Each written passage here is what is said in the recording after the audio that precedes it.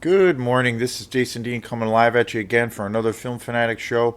Hope everyone's doing good. It is Saturday at 10 after 11. It is well, it's not raining right now. We've had a lot of crappy weather the last few days, but at least it's been warm and it's not raining right now, so we'll see. I think it's supposed to get a little bit nicer. But anyway, so I hope everyone's doing good. I want to thank. Last night we played a really fun show at Hey Sailor. We had a quantum show where we played with and also kind of opened up for this really great band from Portland, the Button Men. So super fun. It was a cool night of all original electronic music, dance music, with and I like the billing Wally, who is the kind of the brain behind the Button. He The music he writes is just it's very cool. It's very 80s sound. It has a very 80s kind of aesthetic to it, and it's really wacky, and it's got this kind of psychedelic edge to it. And so I thought like both of our bands, I don't know, it was really fun. It felt like it had been something the two of us have been trying to line up for a while for us to do a show together. And sometimes it takes a while for those things to kind of line up. You have to like figure out the logistics and scheduling, all that stuff. And plus, I think what we do, Quantum, and then what Wally does with the Button Men, is I think there's an accessibility to it, and I think that it has there is a commercial appeal for people who want to dance and party and stuff. I think there's definitely that. But the other thing is both of our bands have, well, I don't know, they're kind of weird. They're kind of, a little bit strange and a little bit off the beaten path. So to some degree that like is not for everybody. So it's not like straight up like EDM or like straight up dance music or straight up house music. And so it like has this weird quirky kind of edge to it, I think, and where it's not really commercial and say marketable to a degree.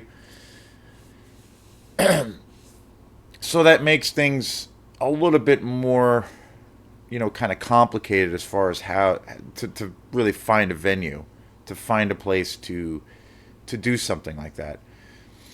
It's a if the music was like again like if we were both like the two of us were DJs or we played like straight up kind of house music, hip hop stuff or whatever, it would be an easier thing, and that would fall under more of like the DJ thing. But either of us are DJs, so both of our bands just do original music, and so it has those elements, of the dance thing, the dance culture thing, but it's a little bit weird and it's a little bit strange. So it has this kind of, you know, eccentric thing to it.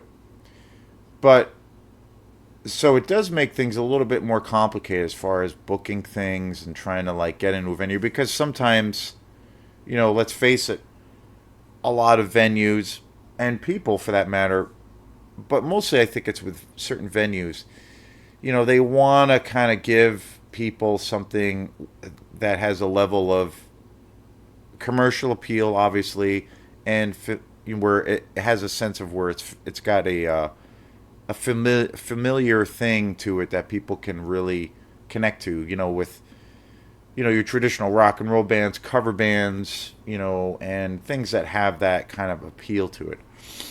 So, feel really fortunate that I feel really fortunate when a band like ours and like what the Buttmen do, when we can get a show where we can just, be ourselves and do what we do, and put on a good show, and and it's it's a great thing. And Hey Sailor, the pretty much the best venue around here right now in Mid Coast, is one of those places that I think they're interested.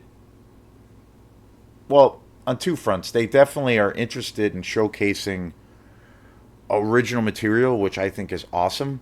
And the other thing is that they're also interested in kind of, cultivating that and kind of feeling like for original based artists that's really important.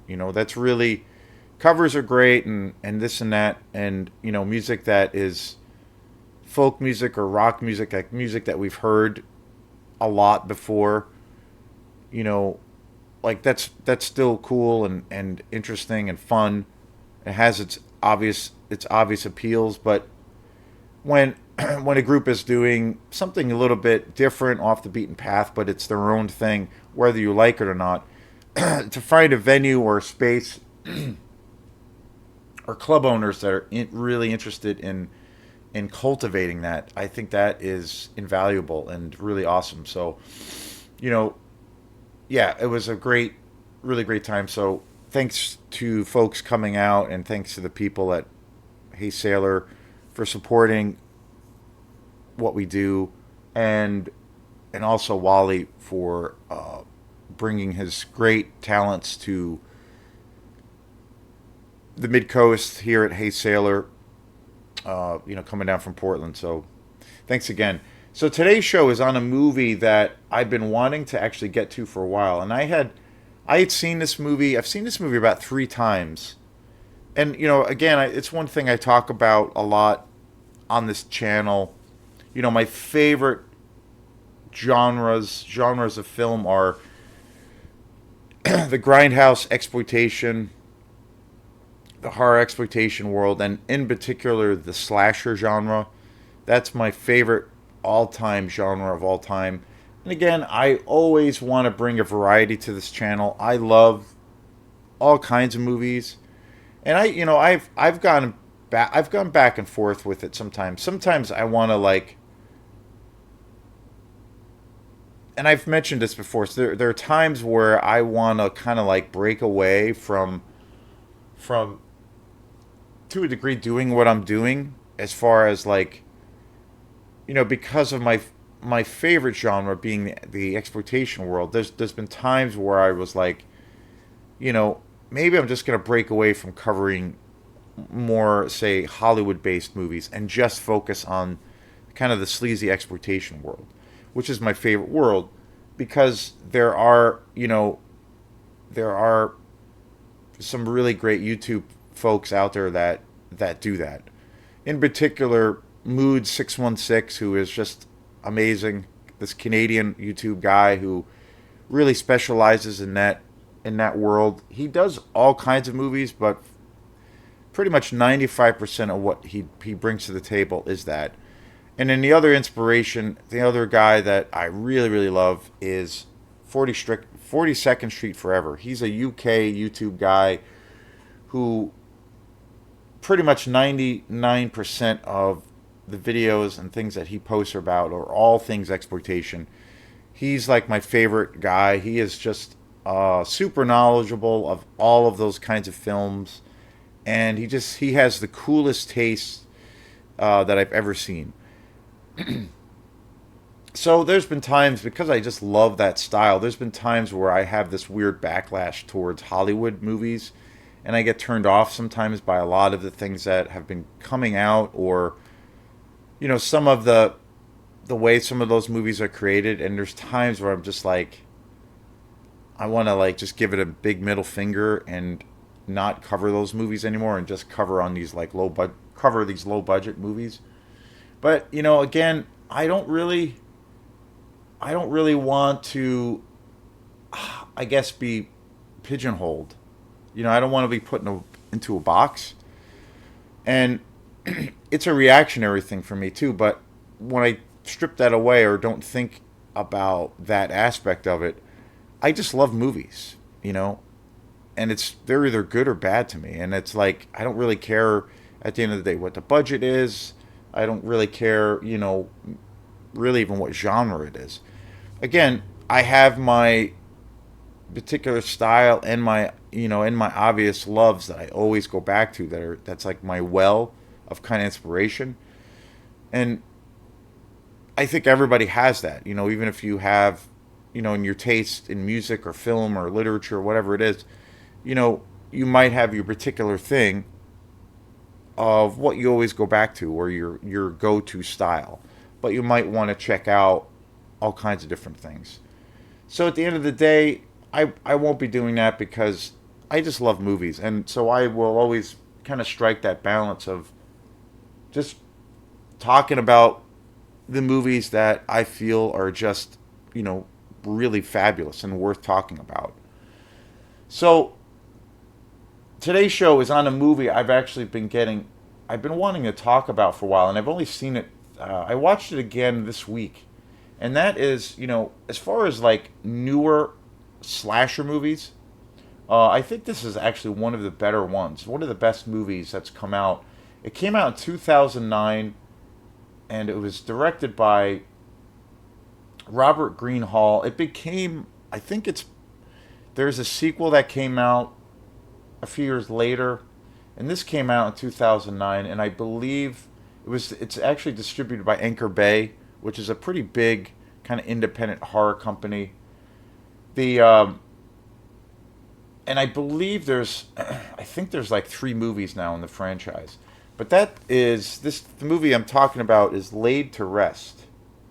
This is actually a really killer low budget slasher movie. And again, I look at this as like a modern kind of slasher exploitation movie in a lot of ways.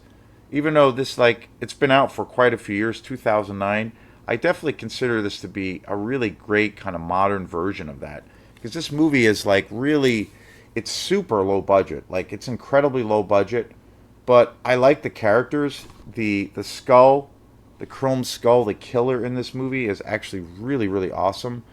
The gore in this movie is actually pretty stellar. Like the kills are pretty spectacular. Um, and it's got some interesting twists and turns as far as the story goes, you know, and the characters are great. It's got some cool suspense.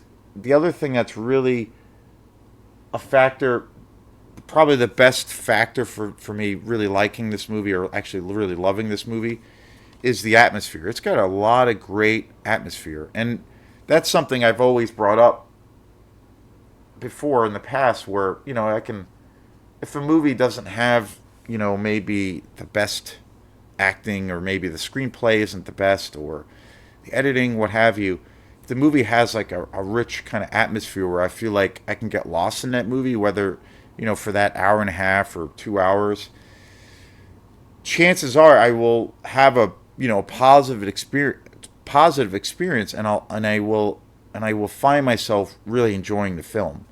You know, when it comes to watching a movie or digging a movie, I don't really require much to be entertained. You know, I love that immediate experience if you watch a film, whether you watch it at home, and you know, especially if you watch it in a theater with a, you know, in a good theater, just being able to, like, you pay for that ticket or pop in that movie, and you just escape for that time period. If I have that feeling and I get that and I'm in that vibe, that's all I, you know, really, that's all I ask for as a fan of films. I can, you know, I can obviously be, you know, real analytical about the experience and like think about it or not think about it at all afterwards, but I feel it's all like your gut reaction, you know, to something. I really believe, you know, obviously there are many examples of films that we listen or that we watch or, you know, albums that we listen to, you know, all kinds of things that we are painting that we see where maybe we see it or have that experience, and we have some kind of reaction to it, you know, where it where we feel kind of moved by it or really engaged by it, and or we feel aligned with maybe what is behind that expression, and it just kind of resonates with us. And it's not something where you can be like, you can you can put your finger on it and name it, or put your finger on why that's happening, and be able to, necessarily verbalize it. It can be a lot of times I feel like it's kind of an unspoken thing. If you're looking at it, at a non intellectual way, and you're just reacting to it. That's, really, as a fan of film, that's really all I ask for, and that's usually what I base my, when I find myself watching a movie, whether it's for the first time or maybe it's a movie that I've seen multiple times and I want to revisit it and watch it again, and I'm just enjoying it and I'm really, getting lost in it. That's all that matters. You can be very analytical, like I said. Like, I recently did a show where I had a really fabulous guest on the show, Dr. Heather Beers, and we did a review and like a talk about the Barbie movie that came out in 2023. And that movie, I mean, we didn't take a super deep dive. We kind of just talked about the movie, but we did touch on a lot of, that movie has a lot of layers to it. There are a lot of things. There's a lot of things that movie touches on. So we kind of did talk about that in a analytical way, if you will, but we didn't go too far. It wasn't like too. I don't think that show was too overtly analytical. You can do that. You can analyze things until the cows come home. And you can really look at the different variables that make up that experience, and that can be very cool. And I do that naturally at times, but I generally don't do that. I just kind of base it on that experience, and really, that's what this movie is. That's kind of an example of that. Like, I saw this movie, I bought this. I have this Laid to Rest. I bought this DVD quite a few years ago. I can't remember where I bought it, but it's a DVD. It's pretty good quality. There's no special features on here. I think this movie would be really cool as to get an upgrade on Blu-ray. I think this would be a very cool movie to own. The quality of this movie on DVD is actually really good. It would be cool to see some or hear about some special features, because I think this movie is actually really good, and especially when it comes to like more modern day, low budget slasher exploitation movies. This is one of the best ones. It really has that gritty flavor to it. The kills are pretty barbaric, pretty great. The practical effects are pretty awesome in this. There's, as far as I can tell, there's not really any CGI. It's all pretty much in camera.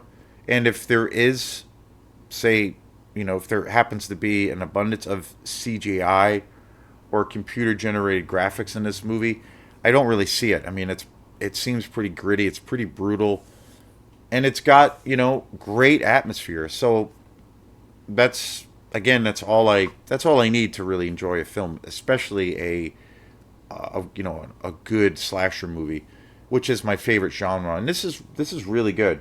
And again, it came out in 2009, so it's been out for quite a few years. I have not seen the other films. I know there's a sequel to this that came out a few years after this one came out. I do believe there might be one or two. This movie is actually fairly popular too. It's super low budget. It's a pretty underground movie. I don't think this movie even got a theatrical release. But as far as relatively newer slasher films, it's one of the best. So I definitely recommend it. Great kills, great atmosphere. That's all I need, and I'm sold. So thanks again, and we will see you next time. Peace.